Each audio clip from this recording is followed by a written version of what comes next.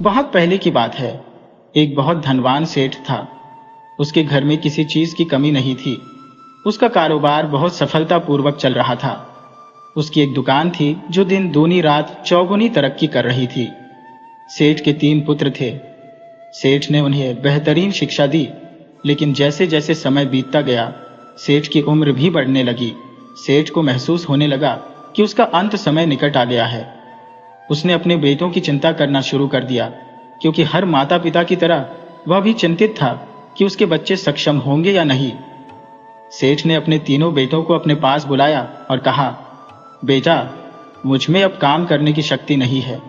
मैं चाहता हूं कि यह कारोबार तुम्हारे हवाले कर दो, क्योंकि मेरा समय अब निकट है और मुझे प्रभुधाम के लिए प्रस्थान करना होगा।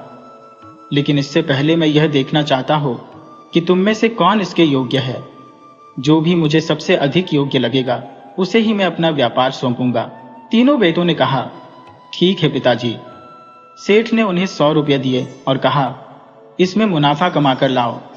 जब तुम मुनाफा कमाकर लाओगे तो मुझे समझ आएगा कि तुम में कितनी बुद्धि है और व्यापार चलाने की क्षमता है। तीनों बेटे 100 रुपये लेकर नगर की ओर निकल पड़े। नगर पहुंचने पर उन्होंने वस्त्र खरीदे। 2 बड़े बेटे, जो अधिक चतुर थे, 100 रुपये के वस्त्र खरीदकर गांव में 200 रुपये में बेच आए और पिताजी को 200 रुपये सौंप दिए। लेकिन तीसरा बेटा, जो बहुत भोला था, 100 रुपये लेकर निकला और वस्त्र तो खरीदे, पर वह बहुत भोला था। वह पैदल ही गांव की ओर लौट रहा था। गर्मी का समय था और रास्ते में एक जंगल पड़ता था। जंगल में चलते चलते थक गया और एक पीपल के पेड़ के नीचे आराम करने बैठ गया। थोड़ी देर में उसने देखा कि हवा चल रही है। पीपल का पेड़ हिल रहा था। भोलेपन में उसे लगा कि पीपल को ठंड लग रही है। उसने जो वस्त्र खरीदा था वह पीपल के चारों तरफ लपेट दिया और बोला, पीपल भाई, मैंने तुम्हें यह वस्त्र उधार में दिया है। 1 महीने के बाद मैं अपने पैसे लेने आऊंगा। अब मैं घर जा रहा हूं। जब तीसरा बेटा सेठ के घर आया तो घर वालों ने पूछा, भैया, तुम कितना कमा कर लाए हो? उसने सारी बात बताई कि उसने अपना पैसा उधार में दे दिया है। पीपल को ठंड लग रही थी, इसलिए उसे कपड़ा उधार दिया। 1 महीने बाद मैं पीपल से पैसे लेने जाऊंगा। यह सुनकर घर वालों ने पहले तो उसका मजाक उड़ाया और फिर गुस्से से उसे भला बुरा कहने लगे। उसे बेवकूफ, नकारा और निकम्मा कहने लगे। पर सेठ को अपने तीसरे बेटे की चिंता थी। वह सोचता था, मेरा बेटा बहुत भोला है, इस संसार में कैसे अपना जीवन यापन करेगा। लेकिन वह उसके भोलेपन से खुश भी था कि उसके अंदर कोई छल कपट नहीं था। इसलिए सेठ उसकी परीक्षा ले रहा था। वह जानता था कि दोनों बड़े भाई चतुर हैं और किसी न किसी तरह मुनाफा कमा लेंगे। लेकिन उसका तीसरा बेटा अगर ऐसा ही रहा तो लोग उसे जीने नहीं देंगे। इसीलिए सेठ बार बार उसकी परीक्षा ले रहा था। अब धीरे धीरे महीना बीत गया। जब वह महीना बीत गया तो वह पीपल के वृक्ष के पास गया और बोला, हे पीपल, मैंने तुमसे 1 महीने की उधारी का वादा किया था, जो आज पूरा हो गया है। अब तुम मेरा हिसाब कर दो। यह सुनकर पीपल हिलने लगा। तभी उसने देखा कि वहां एक खड्डा दिखाई दिया। उसने उस खड्डे को थोड़ा और खोदना शुरू कर दिया और यह देखकर हैरान रह गया कि उसमें सोने की ईंटें छुपी थी। उसने 4 सोने की ईंटें वहां से निकाली और अपने घर वालों के पास जाकर कहा, देखो, पीपल ने मेरी उधारी चुका दी है। घर वाले यह देखकर बेहद खुश हुए और ईंटों को संभालकर अंदर रख दिया। सेठ ने सोचा कि इस बार तो इसके भाग्य ने साथ दे दिया है। यह कोई चमत्कार ही है जो इसे सोने की ईंटें मिल गई, क्योंकि मेरा बेटा चोरी तो नहीं कर सकता। सेठ ने मन में सोचा, शायद पीपल देवता इसके भोलेपन से प्रभावित होकर प्रसन्न हो गए हैं, क्योंकि पीपल पर देवताओं का वास होता है। इस विचार के साथ सेठ ने सोचा कि एक और परीक्षा ली जाए। उसने फिर से तीनों बेटों को 100 रुपए दिए और कहा, जाओ और मुनाफा कमा कर लाओ।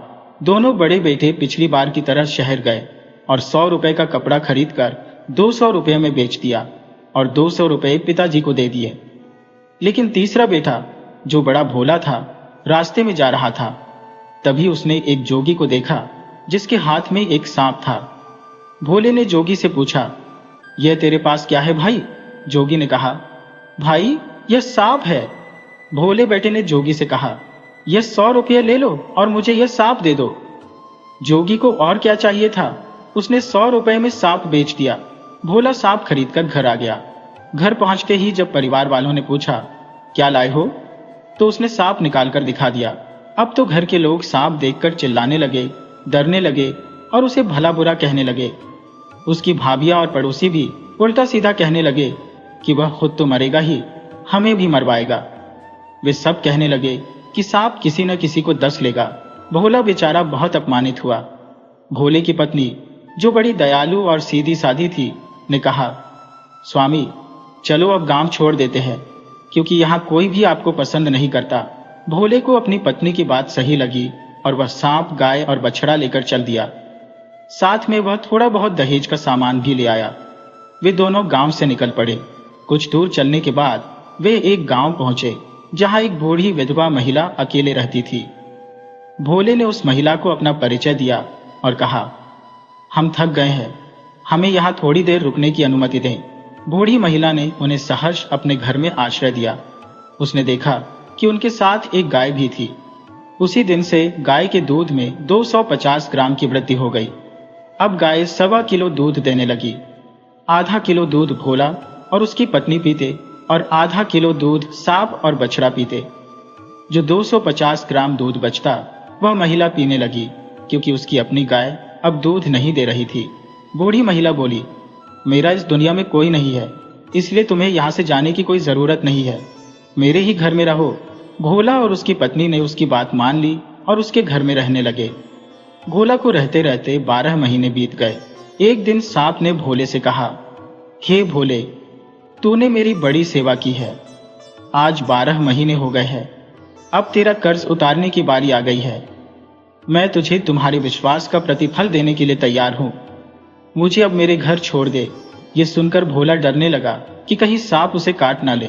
भोला थोड़ा चिंतित था और कहने लगा, सांप भाई, अगर मैं तुम्हें तुम्हारे घर छोड़ने चला जाऊं तो तुम मुझे काटोगे तो नहीं? सांप ने बड़ी गंभीरता से वादा किया और बोला, मैं तुझे नहीं काटूंगा। तूने तो मुझे पाल पोस कर बड़ा किया है, दूध पिलाया है, मेरी जान बचाई है, मैं तुझे कैसे काट सकता हूं? भोला ने एक घड़ा लिया, उसमें सांप को रखकर ढक्कन बंद किया और उसे सिर पर रखकर चल पड़ा। रास्ते में उसे एक चूहा मिला। चूही ने पूछा, सेठ जी, कहां जा रहे हो? भोला ने जवाब दिया, मैं सांप को उसके घर छोड़ने जा रहा हूं। चूही ने कहा, मैं भी साथ चलूंगा। भोला ने कहा, तू मेरे साथ क्या करेगा? पता नहीं सांप का घर कितना दूर है, भूख प्यास लगेगी और जंगल में खाने पीने का कोई इंतजाम नहीं होगा। पर चूहा अपनी बात पर अड़ गया, नहीं, मैं तो आपके साथ ही चलूंगा। भोला, जो बहुत दयालु था, उसे अपने कंधे पर बिठाकर चल दिया। कुछ आगे जाकर उन्हें एक बिल्ली मिली।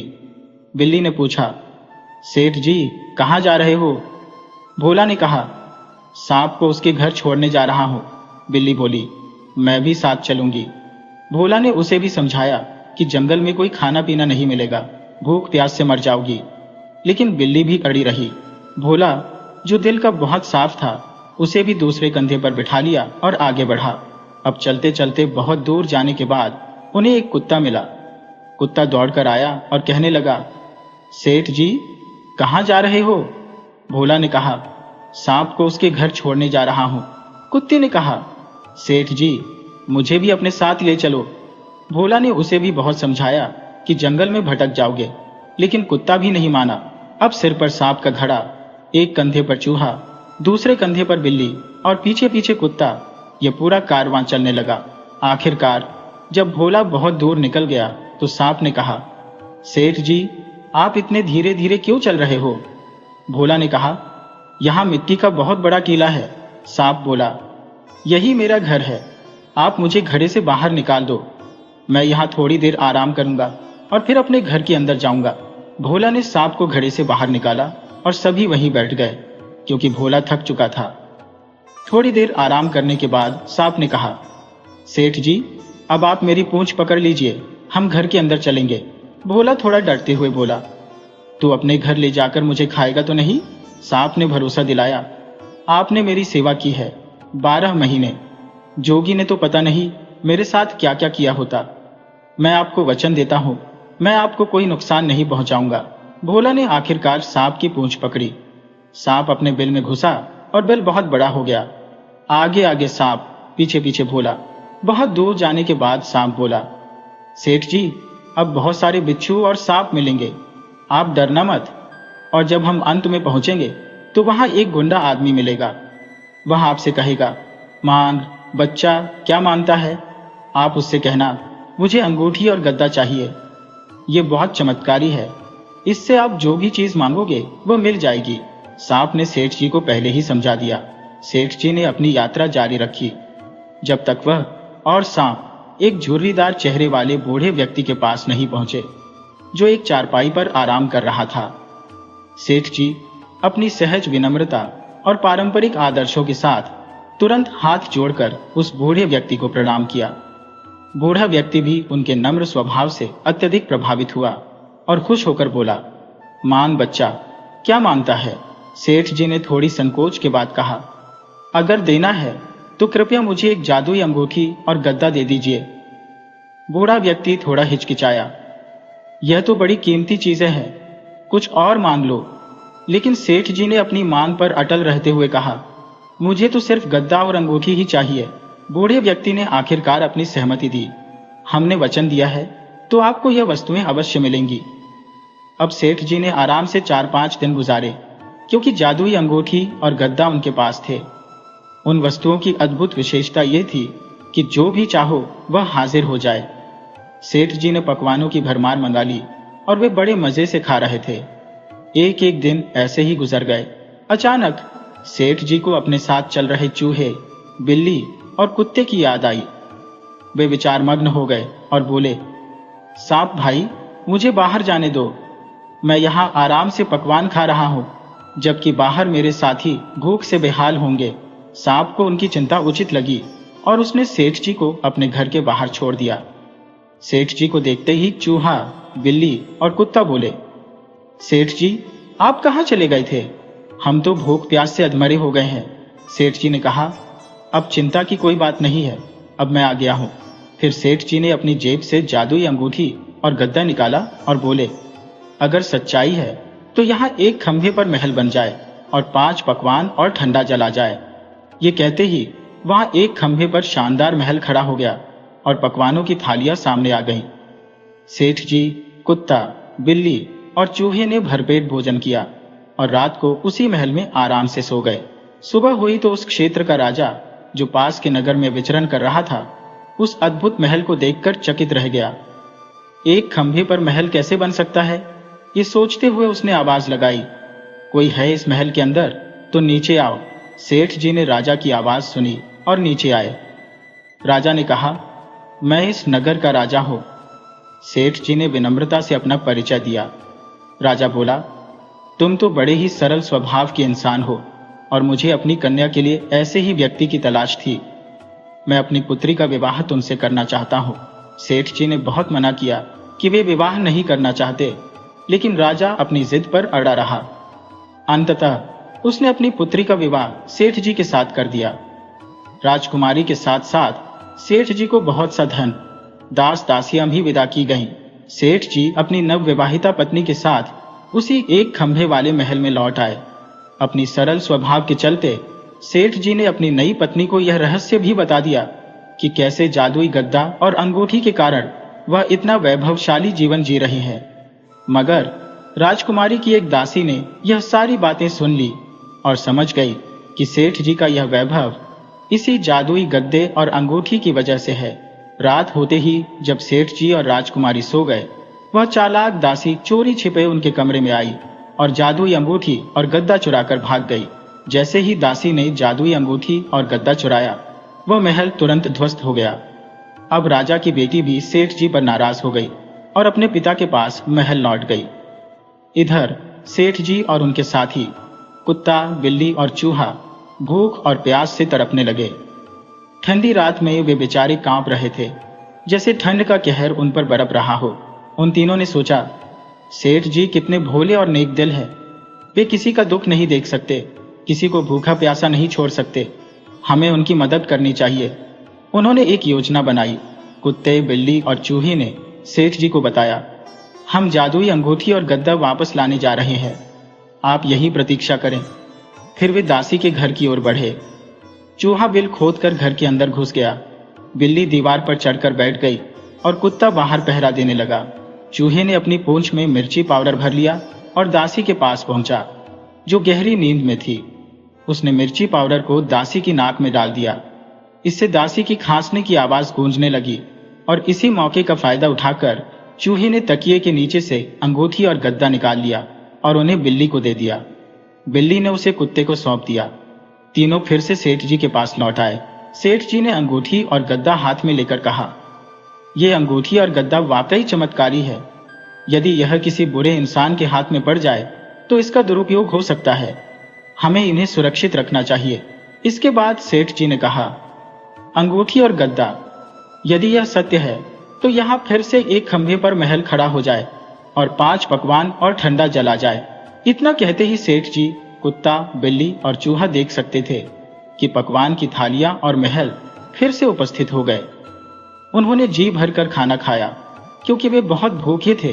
रात में वे चारों उसी महल में सो गए। सुबह के समय वही राजा जिसने सेठ जी का विवाह अपनी पुत्री से कराया था वहां आया। राजा ने देखा कि खंभे पर महल फिर से खड़ा है और आवाज लगाई, सेठ जी बाहर आइए। सेठ जी बाहर आए और राजा ने कहा, मेरी बेटी तो नादान थी जो घर छोड़कर चली गई। उसे ऐसे नहीं जाना चाहिए था। आप उसे विदा कराकर वापस ससुराल ले जाएं, क्योंकि लड़कियां अपने ससुराल में ही अच्छी लगती हैं। सेठ जी ने कहा, हम आपकी बेटी को वापस ले जाएंगे, परंतु दासी को नहीं ले जाएंगे। राजा ने सहमति दी और कहा, ठीक है, सिर्फ मेरी बेटी को ही ले आओ। इसके बाद सेठ जी, कुत्ता, बिल्ली और चूहा राजकुमारी को वापस लाने के लिए गए। राजकुमारी के साथ साथ उन्होंने जादुई अंगूठी और गद्दा भी ले लिया और सभी को वापस ले आए। अब सेठ जी और उनकी पत्नी एक बार फिर अपने घर की ओर लौटने लगे। रास्ते में कुत्ता, बिल्ली और चूहे के घर आते जाते थे। जब कुत्ते का घर आया वह वहां लौट गया। इसके बाद बिल्ली का घर आया तो वह भी अपने घर लौट गई। फिर चूहे का घर आया, वह भी वहीं लौट गया। वे तीनों सेठ जी को बहुत सारा धन देकर विदा हुए, क्योंकि सेठ जी उनके अच्छे मित्र थे और दिल के सच्चे इंसान थे। जब सेठ जी और राजकुमारी अपने घर लौटे तो सेठ जी ने अपने परिवार को जादुई अंगूठी और गद्दे की कहानी सुनाई और कहा कि इनका उपयोग सावधानी से करना चाहिए। रात होते होते वे सेठ जी और उनकी पत्नी उस महल में आराम से सो गए और सुबह जब वे उठे तो उनके चेहरे पर संतोष और सुख की मुस्कान थी, जो उन्हें इस यात्रा से प्राप्त हुई थी। हमारे घर के सामने कभी किसी का घर नहीं था और अचानक रातों रात ये महल खड़ा हो गया। ये कैसे हुआ? इसे देखकर कुमारिन बड़ी हैरान हुई। वह सोचने लगी, कौन हो सकता है इस महल में? उत्सुकतावश उसने महल के सामने जाकर आवाज लगाई, इस महल में कौन है? सेठ और उनकी रानी बाहर आए और यह देखकर कुमारिन और उनकी पत्नी चकित रह गईं। उन्होंने सोचा, यह सेठ और नई दुल्हन यहां कैसे? सेठ ने मुस्कुराते हुए उन्हें सारी कहानी सुनाई। उनकी पत्नी और कुमारिन ने मिलकर नई दुल्हन के स्वागत की तैयारियां शुरू कर दी। उन्होंने जितना हो सका नई दुल्हन का भव्य स्वागत किया। परिवार में हर्षोल्लास का माहौल छा गया और सभी खुशी खुशी रहने लगे। समय बीतते ही सेठ जी को अपने गांव की याद सताने लगी। उन्होंने कुमारिन से अनुमति मांगी और हाथी घोड़ों पर सवार होकर अपनी दोनों पत्नियों के साथ गांव की ओर चल दिए। गांव के बुजुर्ग राजा, जो अब वृद्ध हो चुका था, को जब सूचना मिली कि कोई राजा हाथी घोड़ों के साथ आ रहा है तो उसने सोचा, शायद यह कोई शत्रु राजा है जो हम पर हमला करने आ रहा है। उसने अपने सैनिकों को तैयार किया और उनके साथ उस राजा का सामना करने के लिए निकला। जब वह नजदीक आया तो उसने देखा, अरे ये तो भोला सेठ है। भोला सेठ ने राजा के पास पहुंचकर उसके चरण स्पर्श किए और राजा ने उसे गले लगा लिया। राजा को जब पता चला कि उसका भोला बेटा आने वाला है तो उसने अपने घर वालों को बुलाया और कहा, आओ देखो इस बार वह कौन सा चमत्कार करके आया है। ढोल नगाड़ों से स्वागत की तैयारी शुरू हो गई। गांव वाले उत्साह से उसके स्वागत के लिए जमा हो गए।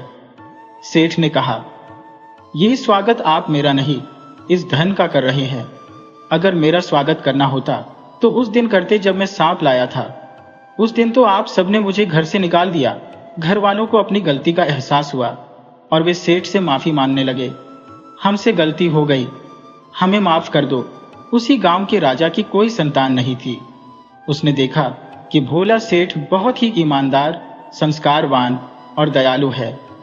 राजा ने निर्णय लिया कि वह भोला सेठ को ही राजा बनाएगा। सेठ, जो अब वृद्धावस्था में था, अपने पुत्र के पास आया और उसे गले लगाया। उसने कहा, हीरे की परख तो जौहरी को ही होती है। मैंने अपने पुत्र को परख किया था, लेकिन मैं इसकी परीक्षा लेना चाहता था। सब लोग इसे मूर्ख समझते थे, पर मैंने देखा कि यह सच्चा हीरा है। इसके बाद सेठ के दोनों भाई भी चुपचाप गर्दन झुकाए खड़े रहे।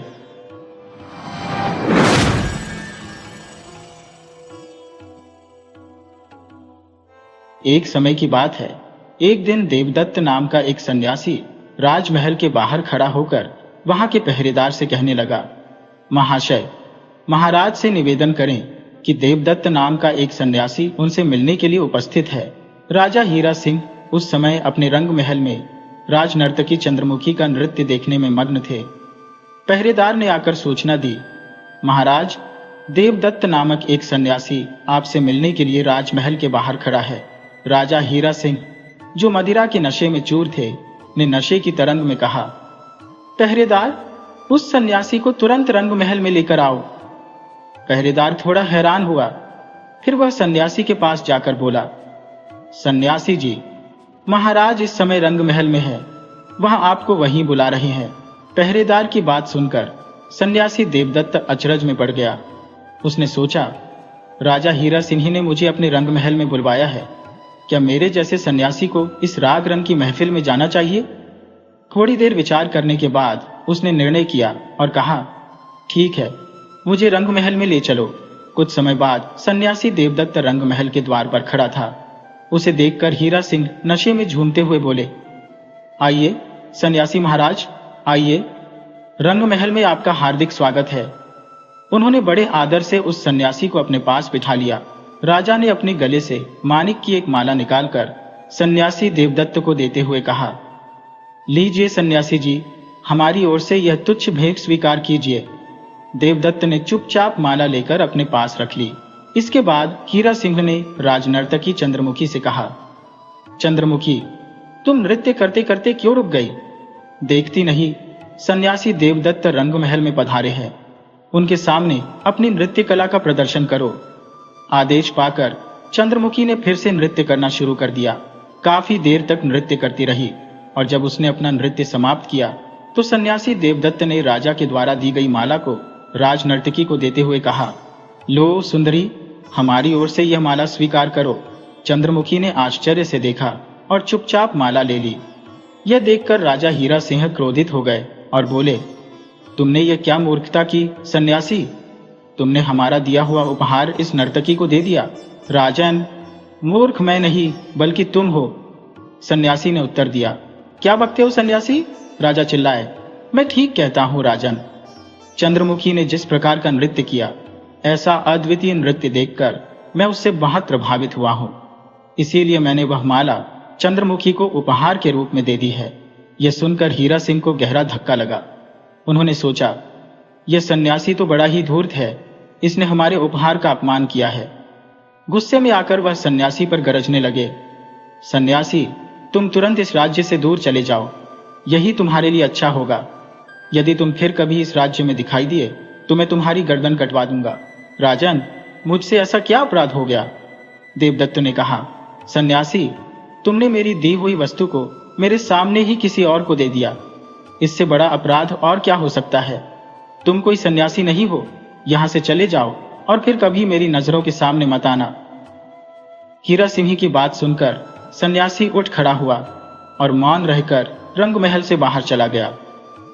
देवदत्त के प्रस्थान के बाद कांपती हुई चंद्रमुखी ने अपने भाई से कहा। उसने माला हीरा सिंह के चरणों में रख दी। हीरा सिंह ने कहा, चंद्रमुखी, यह माला सन्यासी ने तुम्हें पुरस्कार के रूप में दी है। अब इस पर हमारा कोई अधिकार नहीं है। इसे तुम रख लो और यहां से चली जाओ, जैसा महाराज ने आदेश दिया है। राजमहल से बाहर आकर वह सोचने लगी, मेरे कारण आज एक सन्यासी का बड़ा अपमान हुआ है। वह अभी अधिक दूर नहीं गया होगा। मुझे उसे ढूंढकर उससे क्षमा मांगनी चाहिए।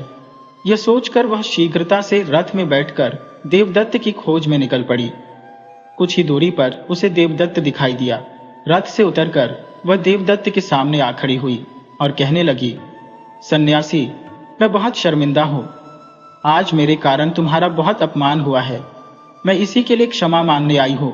देवदत्त ने कहा, इसके लिए क्षमा मांगने की कोई आवश्यकता नहीं है राजनाथ की। जब हीरा सिंह ने मुझे रंगमहल में बुलाया था तब मैंने समझ लिया था कि कुछ होने वाला है। इसमें तुम्हारा कोई दोष नहीं है। तभी चंद्रमुखी ने आगे बढ़कर सन्यासी का हाथ पकड़ लिया और कहने लगी, कुछ भी हो सन्यासी, अब मैं यहां से तभी जाऊंगी जब तुम मुझे क्षमा करोगे। चंद्रमुखी के हाथ का स्पर्श पाते ही देवदत्त मंत्रमुग्ध हो गया और बोला, चंद्रमुखी, मैं तुम्हें एक शर्त पर क्षमा कर सकता हूं। कौन सी शर्त? चंद्रमुखी ने पूछा। यदि तुम मेरे विवाह प्रस्ताव को स्वीकार कर लो और मेरी जीवन संगिनी बन जाओ तो मैं तुम्हें क्षमा कर सकता हूं। ये तुम क्या कह रहे हो सन्यासी? अब मुझे सन्यासी मत कहो चंद्रमुखी। तुम्हारे स्पर्श के साथ ही मेरा सन्यास टूट चुका है और मैं तुम्हारे सौंदर्य के जादू में बंध गया हूं। ये तो बड़ी अनर्थ हो गया। यह कहकर चंद्रमुखी ने देवदत्त का हाथ छोड़ दिया और बोली, देवदत्त, यह असंभव है क्योंकि मैं 5 वर्षों के लिए दर्शनपुर के राजा की रानी चुनी गई हूं। 5 वर्षों के बाद मेरे स्थान पर नई राजनाथ चुनी जाएगी, तभी मैं दर्शनपुर छोड़कर जा सकूंगी। देवदत्त ने कहा, कोई बात नहीं चंद्रमुखी, मेरे साथ यहां से चलो। हम इस राज्य से दूर जाकर विवाह करेंगे। यदि तुम मेरे साथ नहीं जा सकती तो मैं अगले 5 वर्षों तक तुम्हारी प्रतीक्षा करने के लिए तैयार हूं। क्या तुम 5 वर्षों तक मेरी प्रतीक्षा करोगे? हाँ चंद्रमुखी, तुम्हारे सौंदर्य ने मेरे हृदय में ज्वालामुखी प्रज्वलित कर दिया है। चंद्रमुखी ने कहा, देवदत्त, मैं तुम्हारे प्रेम को स्वीकार करती हूँ। अगर तुम 5 वर्षों तक मेरे लिए प्रतीक्षा कर सकती हो तो मैं भी 5 वर्षों बाद तुम्हारे पास आऊंगी। तो ठीक है चंद्रमुखी, मैं यहां से सीधा तलाश वन की ओर जा रहा हूं। आज से ठीक 5 वर्षों बाद जब तुम राजा के पद से मुक्त हो जाओगी तब तलाश वन में आ जाना। हम वहां पर विवाह कर लेंगे। ठीक है देवदत्त, मैं ऐसा ही करूंगी। इसके बाद सन्यासी देवदत्त तलाश वन की ओर चल पड़ा। चंद्रमुखी महल की ओर लौट गई। देवदत्त चलते चलते पलाश वन में पहुंचा और वरुण ऋषि के आश्रम में जाकर उनसे पूछा, प्रणाम ऋषिवर, क्या मैं आपके आश्रम में 5 वर्षों तक रह सकता हूँ? ऋषि बोले, हाँ देवदत्त, तुम यहाँ खुशी से रह सकते हो। और इस तरह ही देवदत्त ऋषि के आश्रम में रहने लगा। वह हर समय किसी न किसी कार्य में व्यस्त रहता था, लेकिन फिर भी उसके विचारों में चंद्रमुखी ही रहती थी। ऋषि ने देवदत्त की दशा देखकर एक दिन उससे पूछा, देवदत्त, मुझे ऐसा प्रतीत होता है कि तुम किसी चिंता में खोए रहते हो। देवदत्त ने उत्तर दिया, नहीं ऋषिवर, ऐसी कोई बात नहीं है। यह सुनकर ऋषि मुस्कुराए और मन ही मन सोचने लगे, देवदत्त, तुम लाख मुझसे छिपाओ पर मैं तुम्हारे मन की बात भली भांति जानता हूं। धीरे धीरे 5 वर्ष व्यतीत हो गए और देवदत्त बड़ी व्याकुलता से चंद्रमुखी के आने की प्रतीक्षा करने लगा। देवदत्त प्रतिदिन आश्रम के बाहर बैठकर चंद्रमुखी की राह देखता रहता था। एक दिन ऋषि उसके पास आए और बोले, क्या बात है? मैं देख रहा हूं कि पिछले कुछ दिनों से तुम रोज इसी तरह से किसी की प्रतीक्षा कर रहे हो। बताओ तो, तुम किसका इंतजार कर रहे हो? तब देवदत्त ने हिम्मत जुटाकर कहा, ऋषिवर, मैं दर्शनपुर राज्य की राज नर्तकी चंद्रमुखी से प्रेम करता हूं और प्रतिदिन उसी के आने की बाट जोहता हूं। ऋषि बोले, क्या तुम एक स्त्री के प्रेम जाल में फंसे हुए हो? तब देवदत्त ने अपनी और चंद्रमुखी की मुलाकात के बारे में वरुण ऋषि को विस्तार से बता दिया। ऋषि ने कहा, देवदत्त, एक सन्यासी होकर तुम्हें एक स्त्री के मोह में नहीं पड़ना चाहिए। एक नारी के लिए तुम अपनी तपस्या और धर्म त्यागने के लिए उतावले हो रहे हो, यह उचित नहीं है। देवदत्त बोला, ऋषिवर, मैं प्यार के रास्ते पर निकल चुका हूं और जो प्रेम करते हैं वे तन मन धन सब कुछ उसमें अर्पण कर देते हैं। कुछ देर सोचने के बाद ऋषि बोले, ठीक है देवदत्त, जैसा भी होगा हम चंद्रमुखी से तुम्हारा विवाह करवा देंगे, लेकिन उससे पहले तुम्हें हमारा एक काम करना होगा। कौन सा काम ऋषिवर? देवदत्त ने पूछा।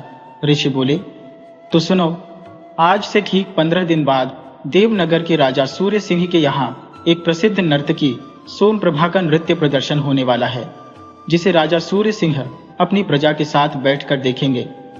तुम्हें भी उस आयोजन में दर्शक बनकर शामिल होना होगा।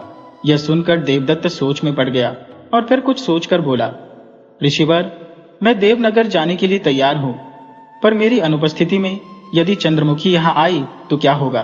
तुम उसकी चिंता मत करो देवदत्त। अगर चंद्रमुखी यहाँ आई तो मैं उसे अपने आश्रम में ही रोक लूंगा। उसी दिन देवदत्त ने देवनगर की ओर प्रस्थान कर दिया। उसे जाते हुए देखकर ऋषि मन ही मन सोचने लगे, देवदत्त, तुम एक नर्तकी के प्रेम जाल में फंस गए हो, इसीलिए इस जाल से तुम्हें एक नर्तकी के द्वारा ही निकाला जा सकता है। इधर दूसरी तरफ राजा हीरा सिंह चंद्रमुखी से कह रहे थे, चंद्रमुखी, हम तुम्हारी नृत्य कला से बहुत प्रसन्न है, इसीलिए अगले 5 वर्षों के लिए भी हम तुम्हें राजनर्तकी घोषित करते हैं। यह सुनकर चंद्रमुखी उदास हो गई, परंतु राजा की आज्ञा को वह टाल नहीं सकती थी। मन ही मन वह सोचने लगी, अब मैं क्या करूं? पलाश वन में देवदत्त मेरे आने की प्रतीक्षा कर रहा होगा। उसे क्या पता कि मैं यहाँ किस दुविधा में फंस चुकी हूँ। इधर देवदत्त देवनगर की ओर चला जा रहा था और फिर ठीक समय पर वह देवनगर में पहुंच गया। सैकड़ों की तादाद में लोग वहां उपस्थित थे और एक सन्यासी को देखकर वे आश्चर्यचकित हो गए और आपस में खुसुर फुसुर करने लगे। मगर देवदत्त ने किसी की कोई परवाह नहीं की और एक कोने में बैठ गया। नियत समय पर देवनगर के राजा भी वहां पधारे। उसी पल नर्तकी सोमप्रभा भी मंच पर आ गई और उसने नृत्य आरंभ किया। उसका नृत्य देखकर सभी लोग मंत्रमुग्ध हो गए थे। काफी देर तक नृत्य करने के बाद सोमप्रभा को थकान महसूस होने लगी। उसकी थकान को सारंगी वादक ने भांप लिया। वह सोचने लगा, यदि सोमप्रभा थकान के कारण बीच में ही रुक गई तो बड़ी किरकिरी हो जाएगी। मुझे उसे प्रोत्साहित करना होगा। कुछ क्षण विचार करने के बाद उसने सारंगी बजाते हुए सोमप्रभा की ओर देखा और कहा, बहुत गई थोड़ी रही, अब थकने का क्या काम? बिगड़ी बाजी सुधर जाए, जो तुम आंखों से लोग काम। सारंगी वादक के ये दोहे सुनकर सोमप्रभा में नई ऊर्जा का संचार हुआ और वह फिर से पूरे जोश के साथ नृत्य करने लगी। सारंगी वादक सोचने लगा, भगवान का शुक्र है कि सोमप्रभा ने मेरे कहे गए दोहे का अर्थ समझ लिया। उसके नृत्य पर राजा और प्रजा सभी ने तालियां बजाई और अपनी खुशी प्रकट की। इसके बाद नृत्य मंडली की ओर से सारंगी वादक ने एक बड़े थाल को उठाकर लोगों के सामने रखा। लोग अपनी खुशी से उसमें धन, अशर्फिया और कीमती अंगूठियां रखने लगे। जब थाल उपहारों से भर गया तो सारंगी वादक ने उसे राजा के सामने रखा ताकि राजा भी इनाम के तौर पर कुछ दे सकें। तभी एक विचित्र घटना घटी। इससे पहले कि राजा कुछ इनाम के लिए उसमें डालते, उनकी दृष्टि थाल में रखी कटार पर पड़ी। राजा सोचने लगे, यह कटार तो युवराज चंद्र सिंह की है। उन्होंने ऊंची आवाज में कहा, क्या युवराज चंद्र सिंह इस सभा में उपस्थित है? भीड़ में बैठा युवराज चंद्र सिंह उठा और अपने पिता के सामने आकर खड़ा हो गया।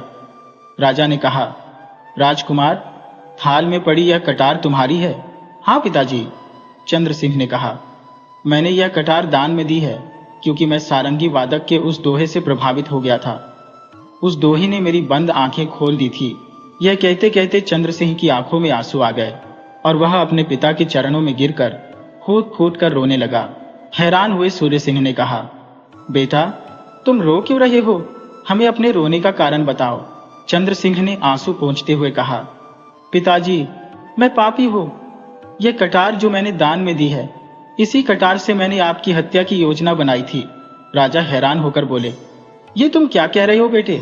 मैं सच कहता हूं पिताजी, चंद्र सिंह ने कहा। मैं कई दिनों से आपकी मृत्यु की कामना कर रहा था ताकि आपके निधन के बाद मैं राज सिंहासन पर बैठ सकूं, लेकिन मेरी यह कामना पूरी नहीं हुई। तब मैंने सोचा कि उचित अवसर पर इस कटार से आपकी हत्या कर दूंगा। परंतु आज जब नर्तकी के सारंगी वादक ने यह दोहा गाया, अब तो थोड़ा ही समय बच गया है, तो मुझे लगा कि यह दोहा मेरे लिए ही कहा गया है। राज सिंहासन पर बैठने के लिए जब मैं इतने समय तक इंतजार कर सकता हूं, तो मुझे थोड़ा और इंतजार करना चाहिए। आखिरकार सिंहासन मुझे ही तो मिलना है, फिर क्यों मैं आपकी हत्या का पाप कमाऊं? इस प्रकार सारंगी वादक ने मुझे आपकी हत्या के पाप से बचा लिया। राजा ने कहा, ओ युवराज, तुम्हें उचित समय पर सद्बुद्धि आ गई, हमें इस बात की खुशी है। इसके बाद राजा ने पुनः उस थाल की ओर देखा। तभी उनकी दृष्टि एक अद्भुत हार पर पड़ी, जिससे वे पुनः चकित हो गए। जैसे ही महाराज ने उस हार पर दृष्टि डाली, उन्होंने पहचान लिया कि यह उनकी पुत्री राजकुमारी चंद्रकला का ही है। महाराज ने अपनी बेटी से पूछा, बेटी, तुमने यह हार दान में क्यों दिया? चंद्रकला ने उत्तर दिया, पिताजी, सारंगी वादक के द्वारा कही गई पंक्तियों ने मेरी आंखें खोल दी। दरअसल चंद्रकला बचपन से ही महामंत्री सुमित्रा सेन के बेटे आनंद सेन से प्रेम करती थी और उससे विवाह करने की आकांक्षी थी, परंतु उनके कुल की परंपरा के अनुसार जब तक कन्या 20 वर्ष की न हो तब तक उसका विवाह नहीं होता, और चंद्रकला की आयु उस समय केवल 16 वर्ष की थी। शादी के लिए उसे अभी भी 4 साल का इंतजार करना पड़ता, लेकिन अपने प्रेम के लिए वह अत्यंत व्याकुल थी और अधिक प्रतीक्षा नहीं करना चाहती थी। उसने आनंद सेन के साथ राज्य से भागकर विवाह करने का दृढ़ निश्चय कर लिया था, मगर जब सारंगी वादक ने गाया, थोड़ी रह गई, अब थकने का क्या काम, तब चंद्रकला को लगा जैसे ये पंक्तियां उसके लिए ही कही गई हो। उसने सोचा, मैं 16 वर्ष तक इंतजार कर सकती हूँ, तो 4 वर्ष और क्यों नहीं। चंद्रकला को यह एहसास हुआ कि उसे अपने प्रेमी से विवाह के लिए भागने की आवश्यकता नहीं है। समय आने पर उसका विवाह अपने प्रेमी से हो ही जाएगा। ऐसा करने से उसके पिता की प्रतिष्ठा भी बनी रहेगी। इस विचार ने उसकी आंखें खोल दी और उसने भागकर विवाह करने का इरादा त्याग दिया। इसीलिए उसने वह कीमती हार दान कर दिया। ये बताते हुए उसकी आंखों से आंसू बह निकले। महाराज ने कहा, बेटी, सचमुच तुमने सही निर्णय लिया। यदि तुम भागकर विवाह करती तो हमारा सिर शर्म से झुक जाता। भगवान का शुक्र है कि तुम्हें सद्बुद्धि आ गई। इसके बाद राजा सूर्य सिंह ने प्रसन्न होकर सारंगी वादक से कहा, सारंगी वादक, तुम्हारे कहे हुए दोहे की वजह से हमारे पुत्र और पुत्री को सद्बुद्धि आ गई है, इसलिए हम तुमसे बहुत प्रसन्न हैं। हम तुम्हें और तुम्हारी नृत्य मंडली को 10,000 स्वर्ण मुद्राएं इनाम में देते हैं। सारंगी वादक ने कहा, महाराज, आपकी सदा जय हो। इस दौरान सन्यासी देवदत्त भी यह सब देख रहे थे। सभा समाप्त होने के बाद वह भी पलाश वन की ओर लौट गए। कई दिनों की यात्रा के बाद जब वे पलाश वन पहुंचे तो वरुण ने उनका स्वागत किया।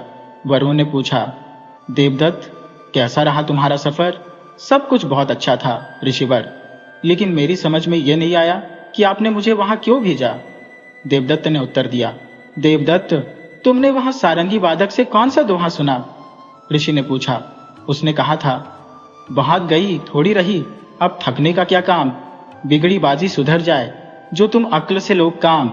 देवदत्त, इस दोहे को सुनकर वहां का राजकुमार और राजकुमारी सद्बुद्धि को प्राप्त हो गए। फिर तुम्हारी आंखें क्यों नहीं खुली? क्या तुम इस दोहे का गहन अर्थ नहीं समझ सके? ऋषि ने कहा। देवदत्त ने कहा, मैं आपकी बात नहीं समझ पा रहा हूं। देवदत्त, एक समय था जब तुम एक महान तपस्वी थे। जहां भी तुम जाते थे लोग तुम्हारे तपोबल के कारण तुम्हारा आदर करते थे, लेकिन आज तुम एक नर्तकी के मोहपाश में फंस चुके हो। तुम सारंगी वादक की चेतावनी को भी समझ नहीं पाए। ऋषि ने कहा। इस प्रकार देवदत्त को अपनी भूल का एहसास हुआ और उन्होंने अपने जीवन में नई दिशा की ओर कदम बढ़ाया। सुनो, उस सारंगी वादक के दोहे में तुम्हारे लिए एक गहन चेतावनी छिपी थी। अब बस थोड़ा समय ही शेष है। जब तुमने अपना पूरा जीवन संन्यास में व्यतीत किया है, तो फिर अब संसार के मोह में क्यों फंसते हो? सांसारिक जीवन का आकर्षण छोड़कर प्रभु में ध्यान लगाओ, इसी में तुम्हारा कल्याण है। क्यों कुछ दिनों के सुख के लिए जीवन को संकट में डालते हो? ये सुनकर देवदत्त की आंखें खुल गईं। वह बोल उठा, ऋषिवर, मुझे क्षमा कर दीजिए। मैं बहुत अधर्मी हूँ, जो अपने धर्म को भूलकर चंद्रमुखी के मोह में अंधा हो गया था। देवदत्त ने उसी क्षण ऋषि का आशीर्वाद लिया और हिमालय पर्वत पर तपस्या करने के लिए प्रस्थान कर गया। दूसरी ओर 5 वर्ष बीत जाने के बाद जब राजनाथ की चंद्रमुखी अपने पद से मुक्त हुई, तो उसने सोचा, अब मुझे पलाश वन जाना चाहिए। क्या पता इतने वर्षों के बाद भी मुझे सन्यासी देवदत्त वहां मिल जाए। चंद्रमुखी उसी दिन पलाश वन की ओर रवाना हो गई। देवदत्त को खोजते खोजते उसे कई दिन बीत गए, लेकिन उसे देवदत्त का कोई पता नहीं चला। तब वह खोजबीन करती हुई वरुण ऋषि के पास पहुंची। उसे देखकर वरुण ऋषि ने कहा, आओ राजनाथ की चंद्रमुखी, आओ। आप मुझे जानते हैं ऋषिवर, मैं तो यह भी जानता हूं कि तुम यहाँ देवदत्त को खोजने आई हो। देवदत्त कहाँ है ऋषिवर? वह अब यहाँ नहीं है। वह तो हिमालय पर्वत पर तपस्या में लीन है। ऋषिवर, जब मेरा प्रेमी ही वैरागी हो गया तो आज से मैं भी सांसारिक जीवन का त्याग करती हूँ। और फिर चंद्रमुखी ने उसी दिन से एक सन्यासिनी का जीवन अपना लिया। अब चंद्रमुखी ने भी अपना जीवन प्रभु की भक्ति में समर्पित कर दिया था। दोस्तों, अगर कहानी आपको अच्छी लगी हो तो चैनल को सब्सक्राइब कर लीजिए। वीडियो को लाइक और कमेंट करना बिल्कुल मत भूलिएगा।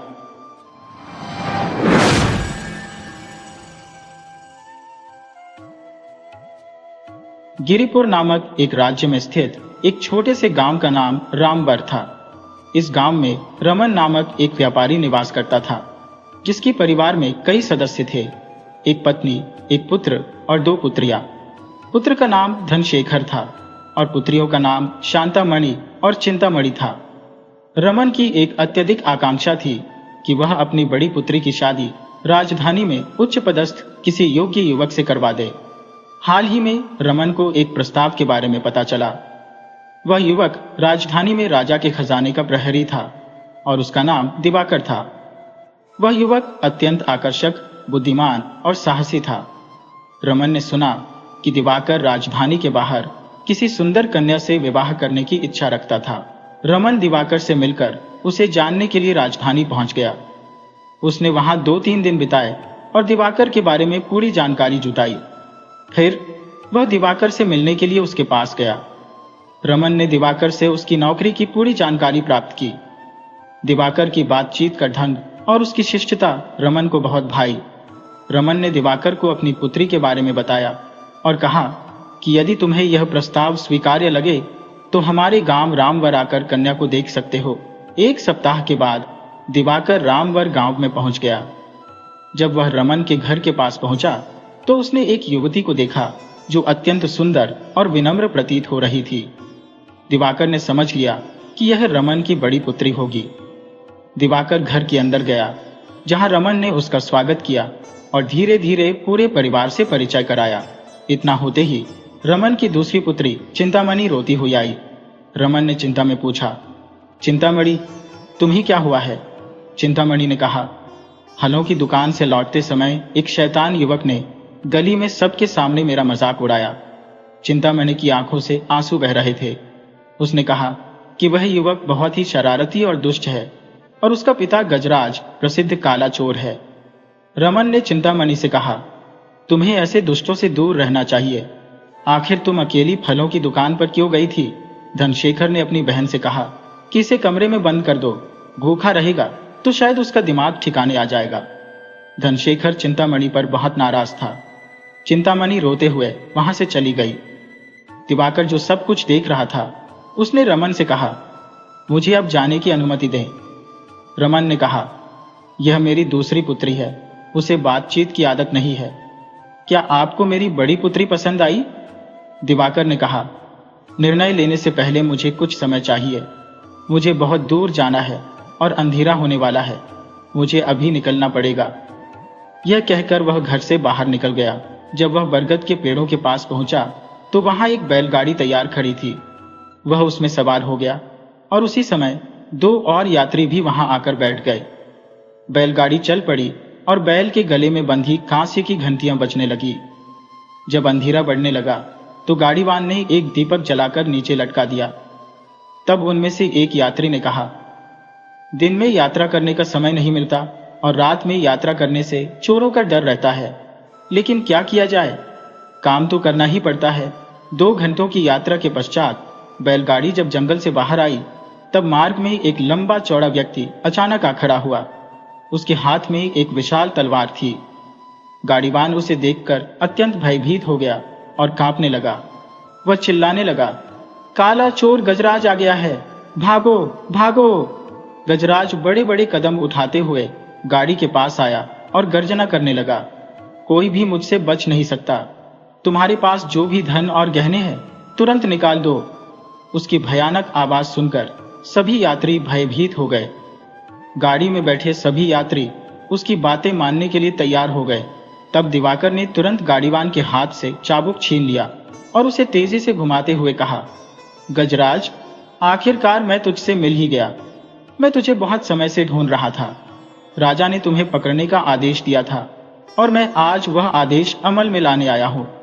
अपनी तलवार फेंक दो और चुपचाप झुक जाओ, नहीं तो तुम्हें कठोर सजा दी जाएगी।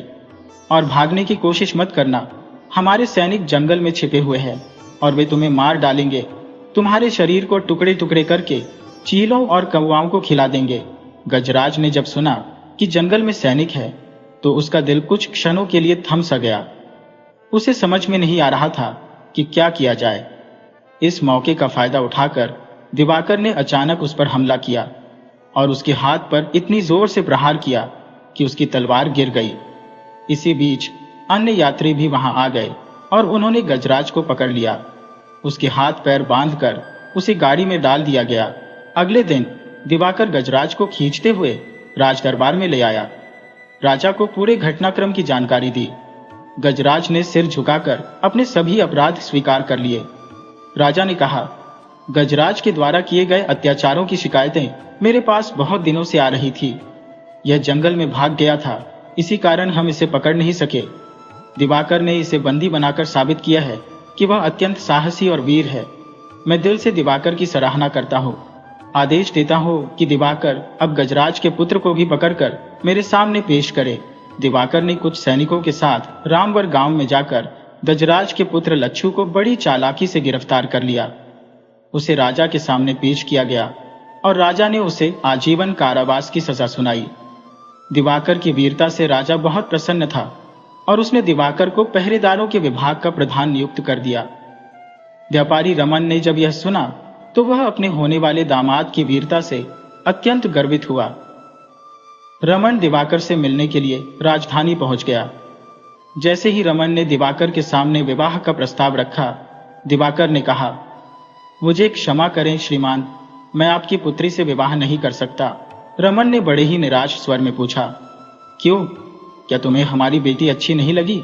दिवाकर ने गंभीरता से कहा, ऐसी कोई बात नहीं है। कारण यह नहीं है कि मेरा ओहदा बढ़ गया है। राजा की कृपा पात्र बनने के बाद भी मैं कोई बड़ा रिश्ता नहीं ढूंढ रहा हूं। रमन ने फिर से पूछा, तो फिर बताओ, ये विवाह क्यों नहीं करना चाहते हो? दिवाकर ने क्रोध भरे स्वर में उत्तर दिया, आप बाप बेटे का स्वभाव। उस दिन जब मैं आपके घर आया था तब आपकी छोटी बेटी ने किसी शरारती युवक की शिकायत की थी, लेकिन आप दोनों ने उस विषय पर कोई भी कदम नहीं उठाया। उस शरारती युवक को न्याय अधिकारी के पास ले जाना चाहिए था, पर उल्टे आपने अपनी ही बेटी को कोसा और उसकी गलती बताई। ऐसे परिवार में रिश्ता जोड़ना मुझे सही नहीं लगता। मेरा मन इसके लिए नहीं मानता। रमन ने नरम स्वर में कहा, बेटे, तुम समझ लो कि तुम एक राजकर्मचारी नहीं हो, एक साधारण कन्या के पिता हो। जब इस दृष्टिकोण से सोचोगे तो यह समस्या तुम्हारी समझ में आ जाएगी। उस दिन जिस शरारती युवक ने मेरी बेटी के साथ छेड़छाड़ की थी, वह काले चोर गजराज का बेटा है। हमारे शहर के लोगों ने कई बार गजराज के दुष्कर्म की शिकायत राजा से की, लेकिन कोई फायदा नहीं हुआ। अगर हम उसके बेटे के विरुद्ध कुछ करते तो उसका नतीजा क्या निकलता? कांटा केले के पत्ते पर गिरे या केले का पत्ता कांटे पर, नुकसान केले के पत्ते का ही होगा।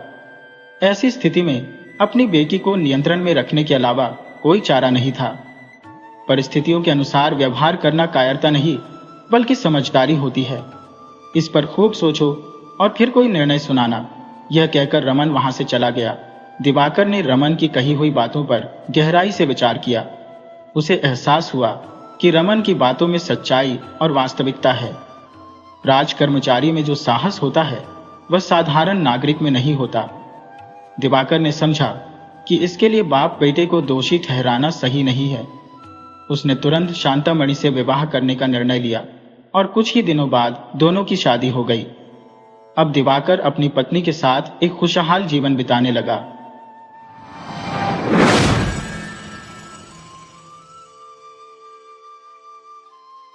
एक अरसे की बात है, एक फकीर मिजाज इंसान था जिसके 3 बेटे थे।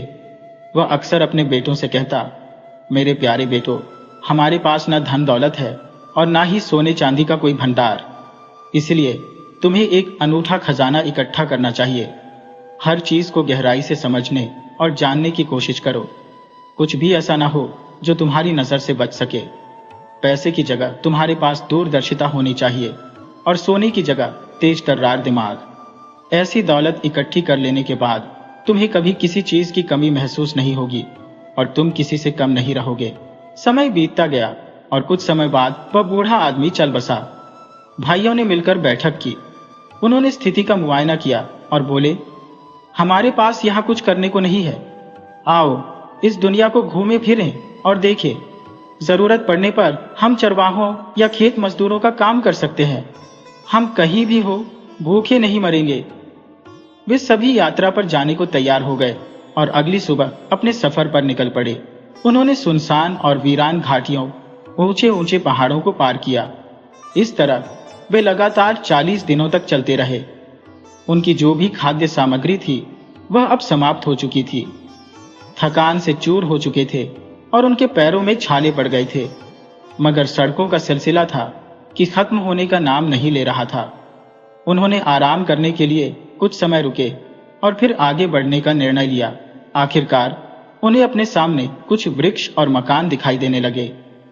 वे एक बड़े शहर के करीब पहुंच चुके थे।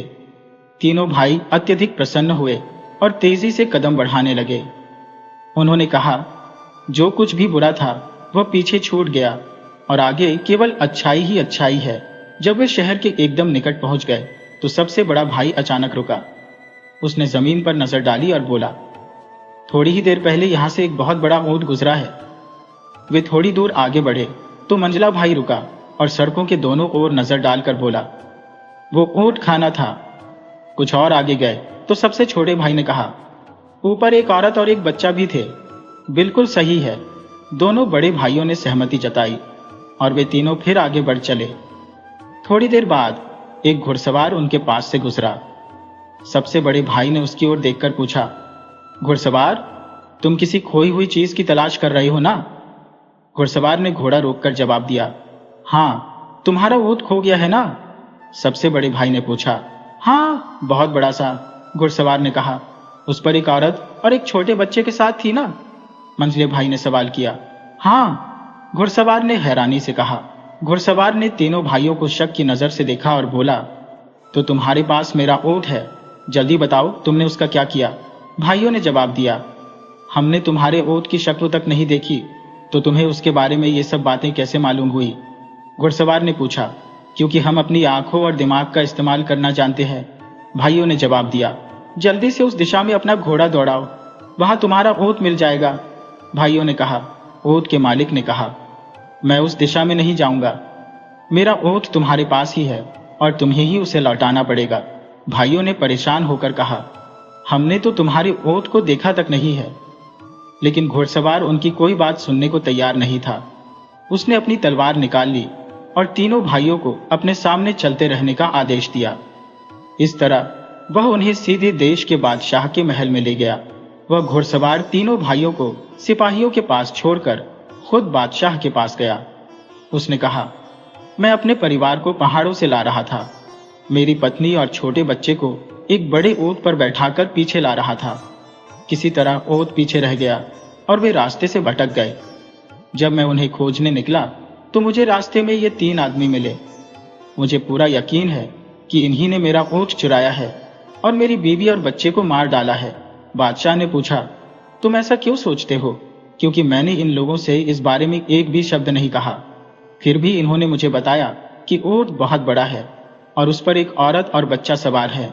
बादशाह ने थोड़ी देर सोच विचार किया और फिर बोला, जैसा कि तुम कहते हो कि तुम्हारे बताए बिना ही इन्होंने तुम्हारे ऊंट के बारे में सब कुछ सही सही बयान किया, तो जरूर इन्होंने ही उसे चुराया होगा। इन चोरों को यहाँ लेकर आओ। ऊंट का मालिक बाहर गया और तीनों भाइयों को तुरंत अंदर ले आया। बादशाह तीनों भाइयों को धमकाते हुए चिल्लाया, चोरों, तुरंत बताओ, तुमने इस आदमी का ऊंट कहाँ गायब किया है? भाइयों ने जवाब दिया, हम चोर नहीं हैं और हमने इस ऊंट को कभी देखा भी नहीं। तब बादशाह ने कहा, मालिक के बताए बिना ही तुमने ऊंट को बिल्कुल सही सही बयान किया। अब तुम ये कैसे कह सकते हो कि तुमने उसे देखा भी नहीं? भाइयों ने कहा, बादशाह, इसमें अचंभे की कोई बात नहीं है। बचपन से ही हमें ऐसी आदत पड़ गई है कि हम किसी भी चीज को अपनी नजर से चूकने नहीं देते। हमने चीजों को पैनी नजर से देखने और दिमाग से सोचने में बहुत समय बिताया है। इसी वजह से हमने बिना ऊंट को देखे यह बता दिया कि वह कैसा है। बादशाह जोर से हंसने लगा और बोला, किसी चीज को देखे बिना उसके बारे में इतना कुछ जानना मुमकिन हो सकता है? भाइयों ने जवाब दिया, हाँ मुमकिन है। बादशाह बोला, तो ठीक है, हम अभी तुम्हारी सच्चाई की जांच पड़ताल करेंगे। उसने तुरंत अपने वजीर को बुलाया और उसके कान में कुछ फुसफुसाया। वजीर तुरंत महल से बाहर चला गया, लेकिन बहुत जल्दी ही वह 2 नौकरों के साथ लौटा। नौकर एक बड़ी सी पेटी उठाकर लाए थे। नौकरों ने पेटी को बड़ी ही सावधानी से दरवाजे के पास रख दिया ताकि वह बादशाह को दिखाई दे सके, और खुद एक तरफ हट गए। तीनों भाई दूर से ही खड़े होकर उन्हें देखते रहे। उन्होंने बहुत ही गौर से देखा कि पेटी कहां से आई है, कैसे लाई गई थी और किस ढंग से उसे फर्श पर रखा गया था। बादशाह ने कहा, हाँ तो चोरों, हमें बताओ कि उस पेटी में क्या है? सबसे बड़े भाई ने कहा, बादशाह सलामत, हम पहले ही यह अर्ज कर चुके हैं कि हम चोर नहीं हैं, पर यदि आप चाहें तो हम आपको यह बता सकते हैं कि उस पेटी में क्या है। उसमें कोई छोटी सी गोल चीज है। तभी मंझला भाई बोल पड़ा, उसमें अनार है। और छोटे भाई ने जोड़ा, हाँ उसमें अनार है, और वह भी अभी कच्चा है। यह सुनकर बादशाह ने पेटी को नजदीक लाने का हुक्म दिया। नौकरों ने तुरंत हुक्म का पालन किया। बादशाह ने नौकरों से पेटी को खोलने के लिए कहा। जब पेटी खुल गई और उसमें कच्चा अनार दिखाई दिया तो उसकी हैरानी की कोई सीमा नहीं रही। आश्चर्यचकित बादशाह ने अनार निकालकर वहां पर मौजूद सभी लोगों को दिखाया। फिर उसने ऊंट के मालिक से कहा, इन लोगों ने यह साबित कर दिया कि ये चोर नहीं है। वास्तव में ये बहुत ही समझदार लोग हैं। तुम कहीं और जाकर अपने ऊंट को तलाश करो। बादशाह के महल में उस समय उपस्थित सभी लोगों की हैरानी का कोई ठिकाना न था, मगर सबसे बढ़कर तो खुद बादशाह ही हैरान था।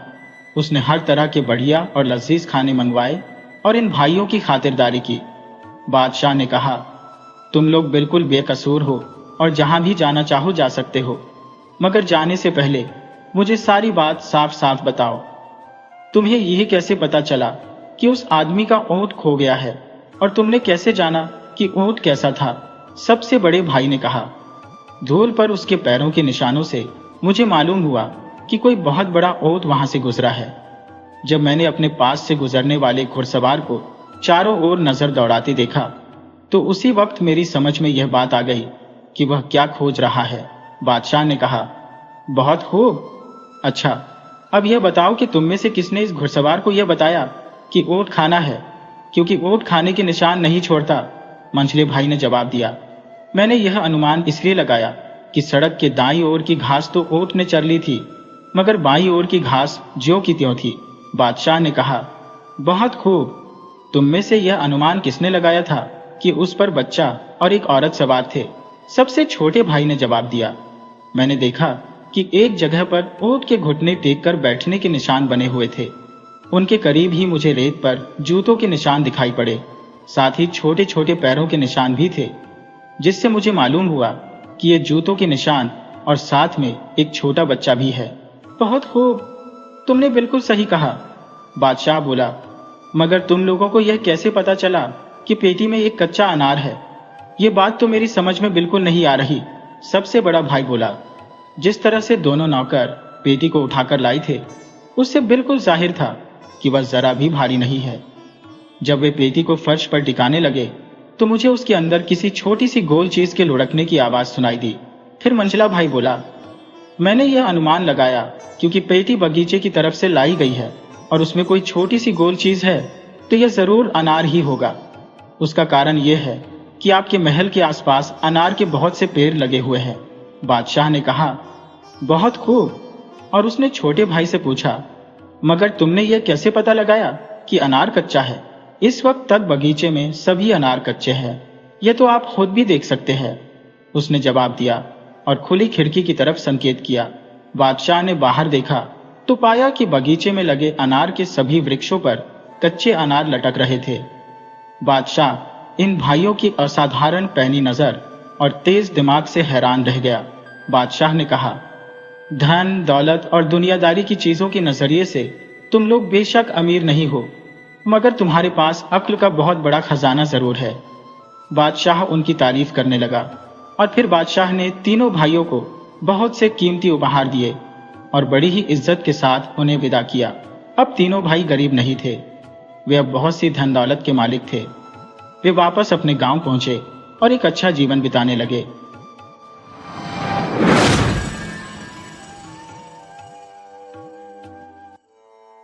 सोनपुर नगर में मदन नाम का एक उत्कृष्ट सुनार निवास करता था। मदन की सुनारी कला बहुत ही लोकप्रिय थी और उसके निर्मित आभूषण पूरे नगर में प्रसिद्ध थे। उसके कुशल कारीगरी की ख्याति इतनी व्यापक थी कि दूर दूर से ग्राहक सोने के आभूषण बनवाने उसके पास आते थे। इसका प्रमुख कारण यह था कि मदन के आभूषण शुद्ध सोने के होते थे। वह अन्य सुनारों की तरह कभी भी मिलावट नहीं करता था। मदन अपनी पत्नी के साथ सुखी जीवन बिता रहा था, हालांकि उनके कोई संतान नहीं थी। मदन ने अपनी मेहनत और लगन से सुनारी के व्यवसाय को आरंभ किया और आज वह पूरे इलाके में एक प्रतिष्ठित सुनार के रूप में विख्यात था। लोग उसकी ईमानदारी की प्रशंसा करते थे, जिसके कारण उसके ग्राहकों की संख्या निरंतर बढ़ती जा रही थी। परंतु उसकी इसी ईमानदारी के कारण नगर के अन्य सुनार उससे ईर्ष्या करते थे। एक दिन मदन को राज्य के राजा का संदेश मिला। मदन राजमहल पहुंचा। वहां पहले से ही नगर के कुछ अन्य सुनार भी उपस्थित थे। सभी सुनार अचंभित थे कि राजा ने उन्हें क्यों बुलाया है। किसी ने अनुमान लगाया कि शायद राज परिवार में कोई विवाह समारोह होने वाला है या फिर राज्याभिषेक। दूसरे ने कहा, हो सकता है रानी अपने पुराने गहनों से ऊब गई हो और उन्हें तुड़वाकर नए गहने बनवाना चाहती हो। तीसरे ने विचार व्यक्त किया, नहीं, रानियां तो हमें स्वयं बुलाती है। ये मामला कुछ और ही प्रतीत होता है। शायद महाराज पड़ोसी राज्य को विशेष उपहार भेजना चाहते हैं और गहने बनवाने की जल्दी में है। मदन ने सभी के अनुमानों को शांत करते हुए कहा, इस प्रकार के अनुमान लगाने का कोई लाभ नहीं। महाराज स्वयं ही हमें सच्चाई बताएंगे। इतने में राजा स्वयं वहां आ पहुंचे। राजा ने कहा, मैंने आप सभी को एक विशेष कार्य के लिए बुलाया है। मैं चाहता हूं कि महल के मंदिर के लिए एक शुद्ध सोने की गणपति जी की मूर्ति बनाई जाए। आप सभी नगर के श्रेष्ठ सुनार हैं। जो भी इस मूर्ति को 1 सप्ताह में तैयार कर सकता है वह मुझे बताए। मूर्ति शुद्ध सोने की ओर सबसे सुंदर होनी चाहिए। आपको जितना सोना चाहिए मैं दूंगा। तभी एक सुनार ने कहा, महाराज, हमारे इलाके में सबसे कुशल सुनार तो मदन ही है। मेरे विचार से यह कार्य उसी को करना चाहिए। अन्य सुनारों ने भी इस सुझाव का समर्थन किया। राजा ने सभी सुनारों को जाने की अनुमति दे दी, सिवाय मदन के। अब केवल राजा और मदन ही वहां उपस्थित थे। राजा ने कहा, मदन, तुम्हारे बारे में हमने भी जानकारी प्राप्त की है कि तुम अत्यंत ईमानदारी से काम करते हो, परंतु हमें सुनारों पर अधिक विश्वास नहीं होता। मेरा मानना है कि हर सुनार अपने काम में कुछ न कुछ फेरबदल जरूर करता है। यह सुनकर मदन को अजीब सा लगा। उसे महसूस हुआ कि राजा उसकी ईमानदारी पर संदेह कर रहे हैं। मदन के स्वाभिमान को ठेस पहुंची। उसने गंभीरता से कहा, महाराज, सभी सुनार कपटी नहीं होते। मैंने सदा ईमानदारी से कार्य किया है, फिर भी आप मुझ पर अविश्वास कर रहे हैं। राजा ने प्रत्युत्तर दिया, मेरा संदेह स्वाभाविक है, इसीलिए मैं चाहता हूं कि तुम राजमहल में ही स्वर्ण प्रतिमा का निर्माण करो। तुम्हारे कार्य पर निरंतर दृष्टि रखी जाएगी। 7 दिनों में मूर्ति तैयार कर मुझे सौंपो। राजा के इस आदेश पर मदन को अपमान का अनुभव हुआ। उसने कहा, महाराज, यदि मैं अपने घर पर भी मूर्ति बनाकर दूं तो भी वह शुद्ध स्वर्ण की ही होगी। यदि मेरी नीयत में खोट हो तो चाहे जितनी भी निगरानी हो, मैं स्वर्ण में मिलावट कर ही दूंगा। मदन की इस चुनौतीपूर्ण बात पर राजा ने गंभीर होकर कहा, अगर ऐसा है मदन, तो मैं तुम्हें चुनौती देता हूं कि तुम मेरी निगरानी में रहकर मेरी आंखों में धूल झोंकते हुए मिलावट करके दिखाओ। यदि ऐसा कर पाए तो मैं अपनी हार स्वीकार कर लूंगा और तुम्हें पुरस्कृत करूंगा।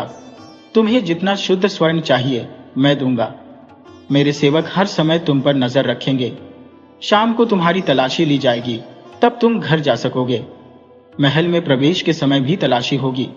केवल अपने औजार ही ला सकते हो। मदन ने राजा की शर्त स्वीकार कर ली। अगले दिन से वह सुबह महल पहुंचा। उसने स्वर्ण और औजार ली और काम शुरू किया। राजा के पहरेदार दिन भर उसे घेरे रहते। राजा भी अधिकतर आसपास ही रहता। मदन मन लगाकर काम करता, बिना पहरेदारों की परवाह किए। शाम को वह सब सामान सौंपकर घर चला जाता। घर पहुंचने पर मदन एक अज्ञात कार्य करता। वह पीतल की एक प्रतिमा बनाता, जिस पर रात भर काम करता। ऐसा प्रतिदिन होता।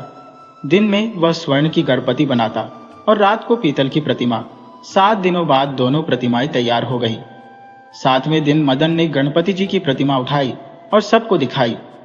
राजा ने पूछा, क्या यह पूरी हो गई? मदन ने कहा, महाराज, थोड़ा सा काम बाकी है। रात भर प्रतिमा को ताजे दही में डुबोकर रखना है और अगली सुबह उसे चमकाऊंगा। यह बहुत आवश्यक है। राजा आश्चर्यचकित था और बोला, मैंने कभी दही से प्रतिमा चमकाने के बारे में नहीं सुना। मदन ने कहा, यह मेरी विशेष तकनीक है महाराज। क्या मुझे राज्य का एक बड़ा मटका मिल सकता है? राजा के पहरेदारों ने संध्या के समय ताजे दही की व्यवस्था की। आमतौर पर लोग रात में दही जमाते हैं ताकि सुबह तक वह तैयार हो जाए। तुम्हें दही चाहिए था तो सुबह क्यों नहीं बताया? हम थोड़ा दही जमा कर रख देते।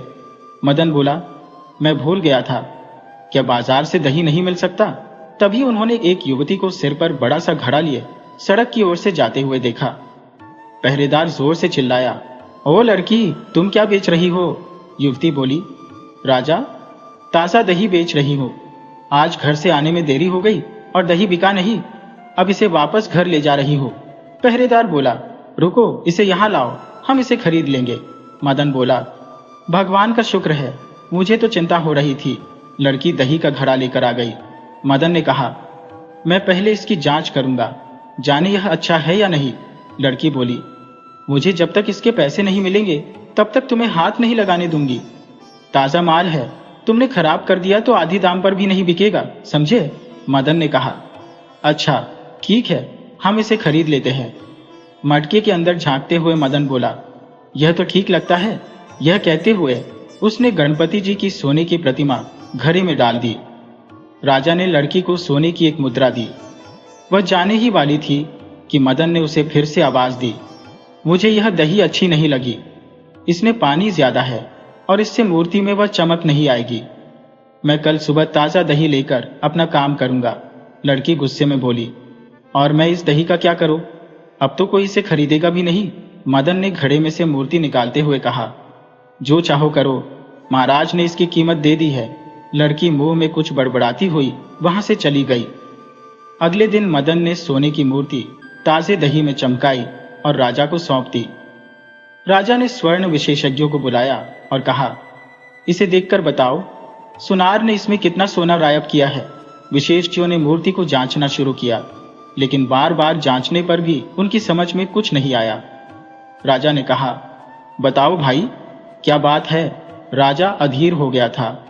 विशेषज्ञ ने कहा, महाराज, इसमें तो रत्ती भर भी सोना नहीं है। यह कैसे हो सकता है? राजा एकदम हैरान था। उसने कहा, स्वयं मैंने इसे सारा सोना दिया और इसने मूर्ति भी मेरे सामने ही बनाई है। इसे महल से एक वस्तु भी बाहर ले जाने नहीं दी गई। विशेषज्ञ बोला, यह सब तो मैं नहीं जानता, पर यह मूर्ति बिल्कुल खाली है। सोने का तो इसमें नामो निशान भी नहीं है। राजा चकित था। मदन ने मुस्कुराते हुए कहा, मैंने कहा था ना महाराज, मैं यह कर सकता हूं। आखिरकार राजा ने मदन से पूछा, तुमने यह चकमा कैसे दिया?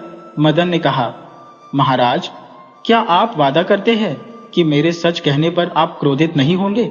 राजा ने कहा, विश्वास रखो, मैं क्रोधित नहीं होऊंगा। फिर मदन ने सारी कहानी सुनाई।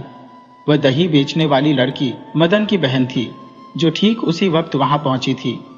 पीतल की प्रतिमा जो मदन रात में बनाता था, पहले से ही दही में छिपा दी गई थी। जब वह लड़की महल में आई तो मदन ने सोने की मूर्ति दही में डालकर पीतल की मूर्ति निकाली, जो देखने में बिल्कुल वैसी ही थी। सारी बात सुनकर राजा पहले तो हैरान हुआ और फिर हंसकर बोला, भाई वाह, तुम तो बड़े ही चालाक निकले। तुमने हम सबको कैसे मूर्ख बनाया। मैं मान ही नहीं सकता था कि कोई मेरी आंखों में भी धूल झोंक सकता है, पर तुमने यह कर दिखाया और मुझे गलत साबित कर दिया। वादे के मुताबिक मैं तुम्हें खूब सारा पुरस्कार दूंगा। इसके बाद मदन ने असली सोने की मूर्ति अपने घर से लाकर महाराज को दे दी। फिर असली सोने की गणपति जी की मूर्ति को मंदिर में स्थापित कर दिया गया। मदन ने महाराज से कहा, महाराज, मुझे उम्मीद है कि आप फिर से किसी ईमानदार व्यक्ति पर संदेह नहीं करेंगे और ना ही उससे कोई शर्त लगाएंगे। इस बात पर दोनों हंस पड़े और अंत में राजा ने मदन को पुरस्कार देकर विदा किया।